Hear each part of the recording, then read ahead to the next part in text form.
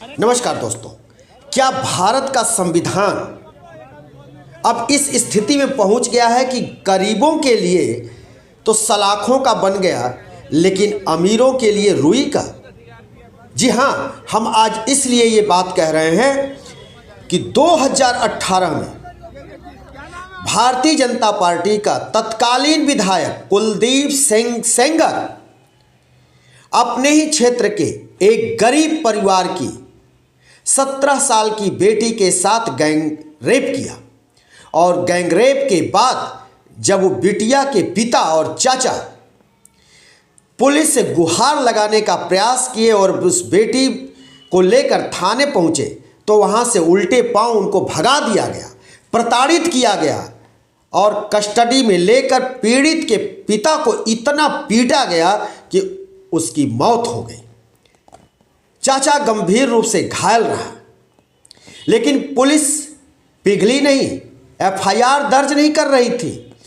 उसके बाद कोर्ट का चक्कर लगाने पीड़िता की 2 मौसी अपने एक वकील के साथ पहुंची तो उस दौरान उनकी कार को ट्रक से टक्कर मरवाकर रौंदवाकर उनको मारने का प्रयास किया गया, जिसमें मौके पर ही उस पीड़िता की दोनों मौसी की मौत हो गई और जो वकील साथ में था वो गंभीर रूप से घायल हो गया, जिसके महीनों इलाज चलते रहे, लेकिन अंत में उसने भी दम तोड़ दिया।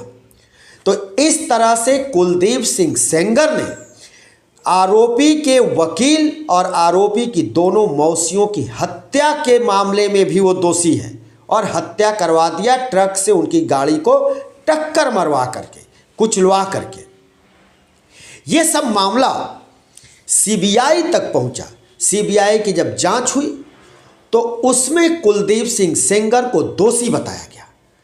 कुलदीप सिंह सेंगर जेल गया, छूटा, लेकिन उसको निचली अदालत से उसको आजीवन कारावास हुआ, यानी टिल डेथ, मृत्यु तक उसको जेल में रखने की सजा सुनाई गई।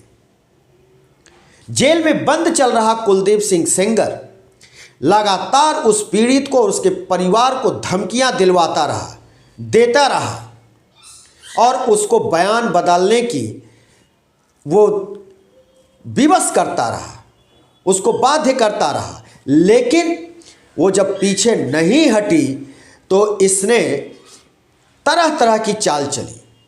जब ये जेल चला गया उसके बाद से भी इसके लोग सक्रिय रहे। दिल्ली हाई कोर्ट तक ये मामला पहुंचा और दिल्ली हाई कोर्ट ने अब कुलदीप सिंह सेंगर के निचली अदालत से आजीवन कारावास पर रोक लगाते हुए अस्थायी रूप से, मतलब पूरी तरह से उसको निरस्त नहीं किया, लेकिन अस्थायी रूप से उस पर रोक लगाते हुए कुलदीप सिंह सेंगर को जमानत दे दी। जब दिल्ली हाई कोर्ट से यह आदेश हुआ जमानत का तो पीड़िता अपनी मां और एक समाज सेविका के साथ दिल्ली के इंडिया गेट पर वो धरना देने पहुंच गई। जब वो धरने पर बैठी तो आनन फानन में दिल्ली पुलिस महिला पुलिस को लेकर वहां पहुंची और पीड़िता को, उसकी मां को और जो समाज सेविका एक और महिला थी, तीनों को हिरासत में ले लिया। वहां से उठाकर गाड़ी में भरकर उनको दूसरे जगह ले जाकर के छोड़ा गया। हालात ये है, अब पीड़िता की बहन, पीड़िता की मां इस बात की मांग कर रही हैं कि जब रेपिस्ट बाहर छोड़ दिया गया, बाहर आ गया है, तो हम लोगों को अब जान का खतरा है और ऐसे में अब हम ही लोगों को जेल में डाल दिया जाए, क्योंकि जेल में रहेंगे तो कम से कम हमारी जान बचेगी और जेल से बाहर रहेंगे तो हमारी जान जा सकती है। ये पीड़िता के परिजनों का कहना है। इस तरह से अब ये मामला तूल पकड़ा है। इस समय ये मामला हाईलाइट है। इस पे तमाम राजनीतिक पार्टियां भी मैदान में उतर आई हैं और अब विरोध प्रदर्शन हो रहा है। कुलदीप सिंह सेंगर को लेकर तरह तरह के बयान जारी हो रहे हैं और अब ये मामला इतना आगे बढ़ गया है कि 6 साल के बाद अगर न्याय मिलता दिख रहा था तो अचानक से कुलदीप सिंह सेंगर को जमानत कैसे दे दी गई, ये सवाल खड़ा होता है। तो क्या इस देश में गरीबों के लिए कानून सख्त है, अमीरों के लिए कानून इतना मुलायम है कि अमीर जैसे चाहे वैसे कानून को अपने ढंग से वो घुमा सकते हैं, कानून अपने हाथ में ले सकते हैं? अब जब पुलिस और कानून के दरवाजे पर मामला पहुंचता है तो जो पूंजीपति हैं, जो बाहुबली हैं, जो सत्ता से संबंध रखते हैं, तो उनके लिए कानून इतना लचीला हो जाता है। लेकिन वहीं गरीब अगर जाता है तो पुलिस उसको प्रताड़ित करती है, डंडे मारती है, भगाती है। अगर उसके मामले की सुनवाई हो भी गई तो तफ्तीश उसकी प्रभावित कर दी जाती है, उसकी बातों को विवेचना में पूरी तरह से शामिल नहीं किया जाता है। जब मामला कोर्ट तक पहुंचता है तो कानून भी गरीब के जगह अमीर के तरफ झुकता हुआ दिखाई देता है। तो क्या ऐसी स्थिति में अब ये मान लिया जाए कि गरीबों के लिए अलग कानून है, अमीरों के लिए अलग कानून है, और देश में क्या इंसाफ गरीबों को नहीं मिलेगा? समझौते के हिसाब से अब जो है कानून बेचा जाएगा? ये सारी सवाल अब खड़ा होते हैं। पिता को इतना मारा गया कि उसकी मौत हो गई, बेटी रेप से पीड़ित, 2 मौसियों की सड़क दुर्घटना में हत्या करा दी जाती है, वकील घायल हो जाता है, महीनों जूझता रहता है जीवन और मौत के बीच, लेकिन अंत में वो भी जिंदगी की लड़ाई, जीवन की लड़ाई हार जाता है।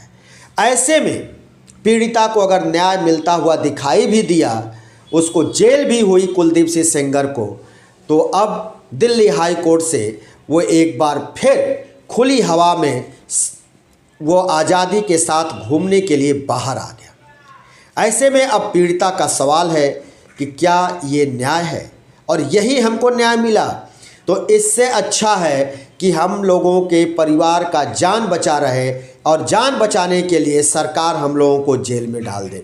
कम से कम जेल के अंदर तो हम लोग सुरक्षित रहेंगे, जेल के बाहर तो हमारे लिए खतरा है, और ये व्यक्ति कभी भी हम लोगों को मरवा सकता है। और ये सब हुआ है दिल्ली हाई कोर्ट से जो आदेश आया है उसके बाद। ये जान लेना ज़रूरी है कि ये 2018 से ये मामला चल रहा है, इतना पुराना मामला है। उस समय पीड़िता की उम्र 17 साल थी।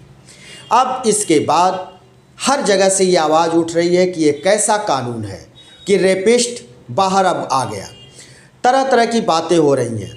राजनीतिक पार्टियों से ताल्लुक़ रखने वाले इस बात को कह रहे हैं कि भाजपा से जो संबंध रखेगा उसके पक्ष में कानून भी काम करता है, पुलिस भी उसके पक्ष में काम करती है, और चाहे जितने बड़े उसके ऊपर आरोप हो वो जेल से भी छूटता है, पुलिस भी थाने से छोड़ती है, और कानून भी उसको आज़ादी दे देता है। तो सवाल ये खड़ा हो रहा है कि क्या भारत का कानून अब इतना ढीला, इतना मुलायम हो गया है पूंजीपतियों के लिए या रसूखदारों के लिए कि उनको आज़ादी मिल जाती है, आसानी से आज़ादी मिल जाती है।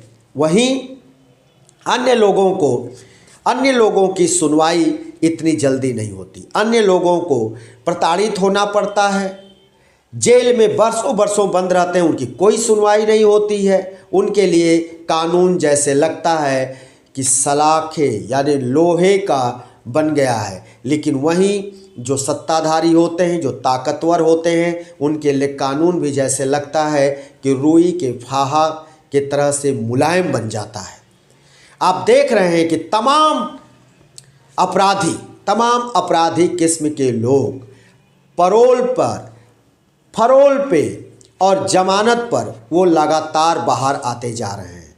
चाहे वो आसाराम बापू हो, चाहे वो राम रहीम हो, चाहे अन्य लोग हों, वो बाहर आ रहे हैं, घूम रहे हैं। और अब कुलदीप सिंह सेंगर, जिसके ऊपर गंभीर आरोप कि उसने रेप किया ही, उसने अन्य लोगों से भी उसका रेप करवाया, गैंग रेप किया, लेकिन बावजूद इसके उसको जमानत दिल्ली हाई कोर्ट से मिल गई। अब कानून पूरी तरह से सवाल के घेरे में है। ये स्थिति हमारे देश में है। ऐसा कानून जिसमें कि जो पीड़िता है वो परेशान और जो आरोपी है वो आज़ाद। और आप देख लीजिए कि एक रेपिस्ट जो बीजेपी का विधायक रहता है, बीजेपी का आज नेता है, वो आज़ाद हो गया। वहीं आपको पता है साइंटिस्ट वांगचुक, वो जेल के सलाखों के पीछे, पर्यावरणविद, वो जेल के पीछे। ये भारत का कानून और ये देश के सत्ता के दो मुँहे, या इसको कहें कि विषैले सांप के जैसे दो जीभ होते हैं, जब वो फन निकालता है तो दो जीभ होते हैं। तो क्या ये सत्ताधारी जो पार्टी या सत्ता में बैठी है, इसके इसी तरह से विषैले दो जीभ हैं, या इसके दो तरफा चाल है और इस तरह से कर रही है कि जो समाज के लिए अच्छे हैं, वैज्ञानिक हैं, समाज में जो आवाज़ उठाते हैं, उनको जेल में ठूस देती है, और जो रेपिस्ट हैं, जो अपराधी हैं, उनको एन केन प्रकारेण आज़ाद करने में लगी है। यही भारत का कानून है और यही भारत की सरकार है। तो सवाल उठना लाजमी है। दोस्तों, हम फिर किसी दूसरे खबर के साथ हाजिर होंगे। तब तक के लिए शिवमूर्ति दुबे को दीजिए इजाज़त।